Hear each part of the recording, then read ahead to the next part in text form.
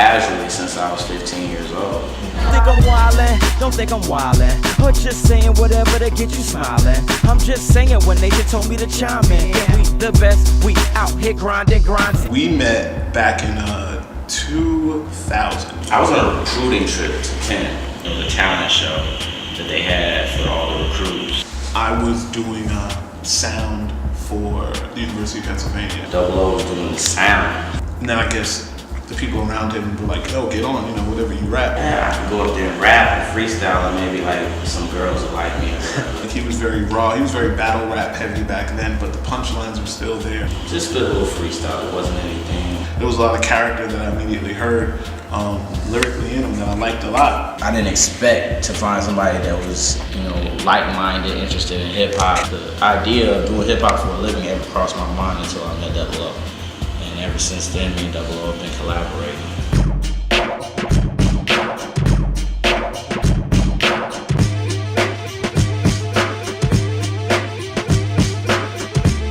Knowledge did a very deliberate freestyle over one of Just Blaze's instrumental. Dan at the time, who wasn't our manager yet, he was telling us about the site Hip Hop Game. He was able to get it to Thomas, the editor over there, and he put it up. So then when this Knowledge produced by Just Blaze thing came up, and it was a song not a lot of people had heard, they thought, okay, that's the new cat. Who the fuck is this kid who had Just Blaze saying that he's dope? And just started getting calls kind of like, who is this dude? Yada, he's dope, come on, let's do something. And from there, a deal at Rockets. We ended up taking a deal with them to put out School Was My Hustle.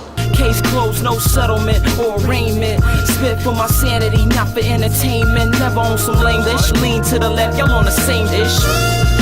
We only had a 1-album deal with Rockets, so we were pretty much free after School Was My Hustle came out. We reached out to Duck Down.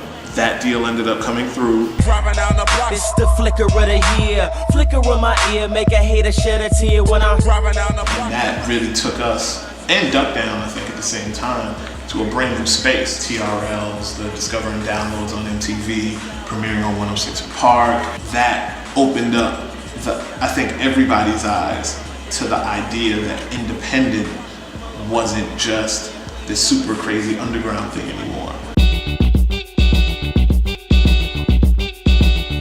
This is the music meeting at MTV 25th. We just finished our music meeting, and we're about to go down and perform. You're gonna watch us rock out.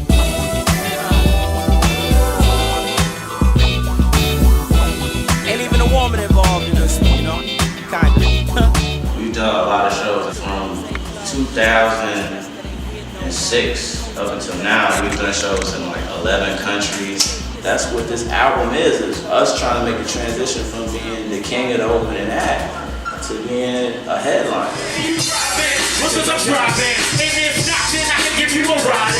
You can slide away, closing your eyelids, energy is cool. But you establish for the quarter in the jukebox. Here, let me see you shake your little time.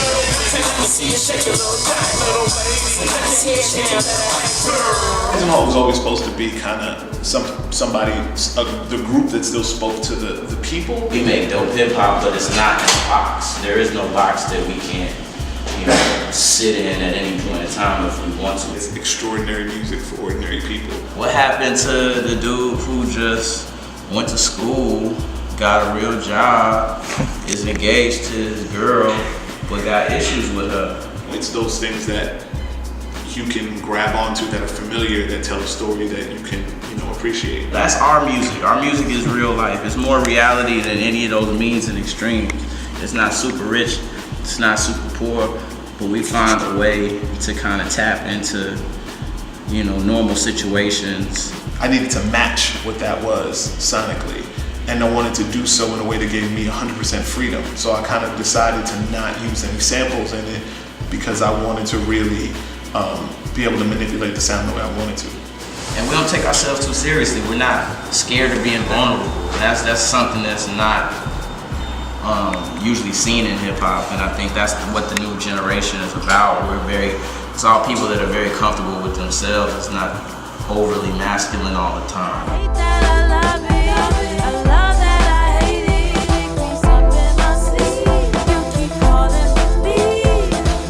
I think I love her, but I think I hate her.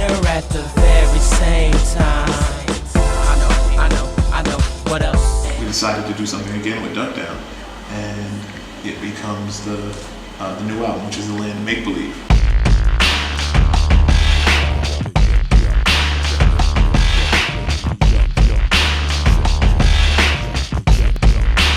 Big up to Kidz in the Halls. Checking out Kidz in the Halls. Spin, playing a little bit of ping pong. No, it ain't real, I'm just a vivid dreamer.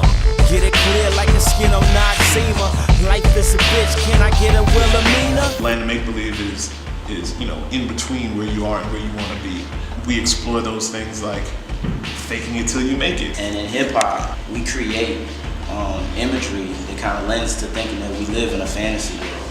Even though we had this success fame-wise, it didn't necessarily immediately translate to fiscal success. We worked with a lot of artists, met with a lot of people, did a lot of things during that time, and during the success of that, a lot of stuff starts to change. But then there's the idea of where you're actually at and the space where you want to be, and examining whether you even want to be in that land of make-believe. You know what I'm saying? And whether you're being fake to yourself, whether you're lying to yourself. People expect me to act a certain way, but I'm really still the same guy.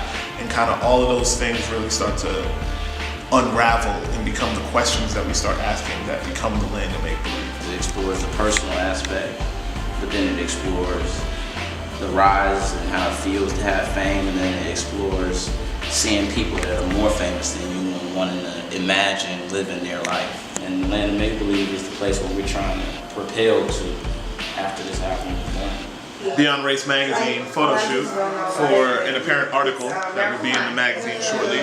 What it is, what it was, what it looked like. You see it on me, but it look tight. See, I look right, and I look left, but I'm the only one that seem to look fresh. I think we're at a point now where our stardom isn't going to be an accident. We've worked really hard for it. Time to take over the world. We're taking over the world. We're taking over the world. We're taking over the world. Picture of a child born in the 80s, rolling in a bucket with a dream of a Mercedes, singing Sweet Sadie to the man of the moon, not a man of the hour when the man's in the room, but every